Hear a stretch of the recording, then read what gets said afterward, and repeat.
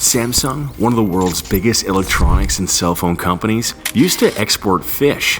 Nintendo, perhaps the most famous video game company of all time, used to run a taxi service and owned a few love hotels. As the times, tastes, and trends change, so must the businesses to keep up with consumers. However, some of these companies went through unimaginable transformations to escape complete bankruptcy and, as a result, are now multi-billion-dollar businesses. Let's find out how some of the world's most successful companies reinvented themselves. Nintendo, most people's first foray into video games. Just about everyone recognizes the iconic gaming console company by their famous video game characters like Mario, Donkey Kong, and Link. But Nintendo's history goes back well over 100 years. Established in 1889, the Japanese company started as a manufacturer of handcrafted playing cards. Nintendo sold these cards for 70 years before sales began to slip in the 1960s. The company decided to find another avenue for revenue as they searched far and wide for a new product to peddle. They tried instant noodles, Lego-like building blocks, even a taxi service. They even went into the business of love hotels, and we'll just let your mind wander on what that could possibly even mean. But toys and entertainment ultimately proved to be their wheelhouse. Two men proved to be the saviors of Nintendo, Yokoi Gunpei and Shigeru Miyamoto. Yokoi was a genius engineer and inventor. In 1966, he invented an extendable grabbing hand tool that Nintendo turned into the Ultra Hand toy. It was also Yokoi that created their first home video game machine, and then later the famous Game Boy handheld video game system in 1989. In the 1970s, a young designer joined Nintendo and would change the entire direction of the company. Shigeru Miyamoto created characters that would later become Donkey Kong and Mario. Miyamoto worked closely with the engineers to create their Donkey Kong arcade cabinets, and from 1981 till this day, Nintendo became a video game company. Today, Shigeru Miyamoto is the general manager of Nintendo Entertainment and Development. The company reached its peak market capitalization of $73 billion in 2007. They've released several successful consoles and countless incredible gaming franchises. To top it off, they currently have a box office hit movie in theaters. Not bad for a 134-year-old playing card company. You probably know Hasbro as the makers of some of your favorite childhood toys and action figures, such as G.I. Joe, Transformers, and Power Rangers. But they couldn't have started further from this current industry. In the 1920s, the brothers, Hillel Herman and Henry Hassenfeld, founded Hassenfeld Brothers Textiles and sold fabrics. In the next couple of decades, the company expanded into school supplies, pencils, and pencil cases. They later sold educational toys like doctor and nurse kits, as well as clay modeling kits. In 1952, they bought the rights to a toy that would lead them into their current industry, Mr. Potato Head. It was a near instant hit. In 1964, they produced a game changer. G.I. Joe was developed for boys that didn't want to play with dolls, so the term action figure was born. In 1968, the company thankfully shortened their name to Hasbro Industries. The company is still making and selling licensed toys and action figures to this day, with movie tie-ins being some of their hottest sellers. Along with toys, Hasbro owns Parker Brothers, Playskool, Tonka, Monopoly, and several other iconic toys and board games. Founded by Byung-Chul Lee in 1938, Samsung started as a company used to export dried Korean fish, fruits, and vegetables to Manchuria and China. But early on in their operations, Samsung was pretty diversified, moving into flour mills and selling things like candy machines, textiles, and life insurance. They weren't introduced to the electronics industry until the late 1960s. In 1970, Samsung produced their first black and white TV. They decided to move into higher tech in the 1980s, exporting computers, VCRs, and tape recorders around the world. In the 90s, they moved into hard drives and digital memory. Today, Samsung mainly produces flat-screen TVs and the hugely popular Android phones and tablets. If you don't have an iPhone, odds are you have a Samsung Android. Samsung still has several businesses that aren't electronics related, staying diversified as when they started. Samsung has their own financial services, medical center, and operates their own hotels and resorts.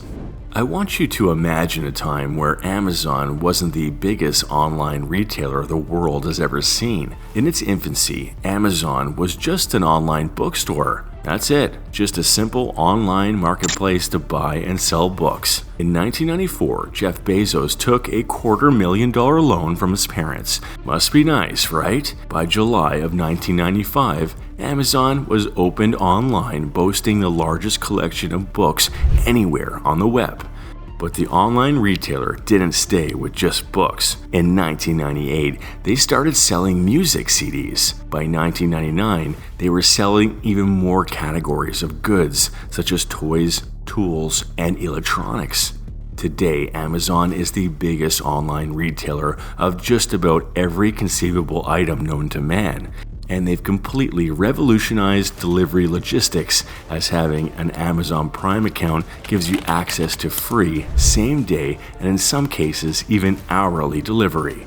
Amazon employs over 1.5 million workers worldwide. In 2006, Amazon launched Amazon Unbox, a service that allows users to watch content on Amazon's online library without having to have the actual physical media. It was renamed Amazon Instant Video On Demand and then ultimately Amazon Prime Video. Lucky Strike brand cigarettes used to be all over the place. You could see their ads on billboards, magazines, newspapers, and in television and films. Dating all the way back to 1890 as the American Tobacco Company, Lucky Strike enjoyed many decades of success. But in 1969, the public perception of cigarettes started to change. ATC decided to diversify themselves from the newly controversial tobacco products and sold off the tobacco business. They rebranded themselves as American brands under the holding company Fortune Brands. This resulted in several smaller product divisions, including office supplies, golf clubs, even whiskey, Jim Beam whiskey to be exact. Fortune Brands more recently added a home and security division, which includes brands such as Master Lock and SentrySafe. There's a very good chance you've reached for a stick of Wrigley gum to freshen your breath, if not both offered and highly encouraged for you to take the hint. But Wrigley's foray into the chewing gum world was a bit of an accident. Founded way back in 1891, Wrigley sold soap and baking powder. Their chewing gum used to be a free sample that came with the purchase of their baking powder, similar to how a stick of gum would come in a pack of baseball cards. The free gum proved to be much more popular than the soap and baking powder they sold, so the son of the owner, William Wrigley Jr., helped his dear old dad realize that maybe they should focus on the gum instead. Wrigley Jr. was a traveling salesman for his father's company and came up with the idea to offer the gum as a premium for buying their soaps or baking powders. He also gave out clocks, coffee grinders, and/or fishing tackle depending on the size of the order. In 1893, the Wrigley Company was exclusively advertising and selling their spearmint chewing gum. By 1908, the gum was selling to the tune of over $1 million per year, which is well over $30 million per year adjusted for inflation. The success of their chewing gum led to Wrigley becoming one of the biggest advertisers in America. By 1921, they were successful enough to buy the Chicago Cubs and built their stadium, Wrigley Field. Formerly known as Cubs Park, it became Wrigley Field in 1927 and still carries the family's name to this day, even though they no longer own the franchise. LG Corp is one of the biggest conglomerates in South Korea today, but this electronics giant started from very humble beginnings. The company was founded in 1947, known as the LaCroix Chemical Industrial Corp. The company expanded from chemicals into plastics, and by 1958, they had established Gold Star Co. to handle those operations. LaCroix and Gold Star would eventually merge and become Lucky Gold Star, the beginning of what would be known as LG. In the 1950s, LG produced the very first radio in Korea. They would later go on to make telephones, refrigerators, and televisions under the Gold Star name. The Lucky brand was associated with soap, toothpaste, and laundry detergent. In 1997, Lucky Gold Star rebranded themselves as LG to better compete in Western markets and focus mainly on electronics. Today, LG is one of the biggest players in the world market for cell phones and HD TVs. In 1970, a 20-year-old broke and enterprising Richard Branson was selling mail-order vinyl records to undercut the high prices seen on the streets and record stores. He even had a motto, "We're complete virgins at business." By the following year, Branson had his own record company and label, with the Sex Pistols among the headliners of the roster. It seems as if Mr. Branson just kept succeeding and diversifying in return. In the 1970s, Virgin Records thrived. By 1984, Virgin Atlantic Airlines had taken to the friendly skies. Fast forward to 1993, Virgin added Virgin Radio to its diversification list, followed by Virgin Mobile in 1999. In 2004, Richard Branson announced the beginning of luxury travels to space, Virgin Galactic. The Virgin Group currently has over 400 companies in several different industries. In the world of business, it's important to be flexible and able to change with the times. All these companies we just listed have shown remarkable resilience to the ever-changing wills and wants of consumers. Which company reinvention did you find the most impressive? Tell us in the comments, and as always, remember to like, subscribe, and share our content with your friends.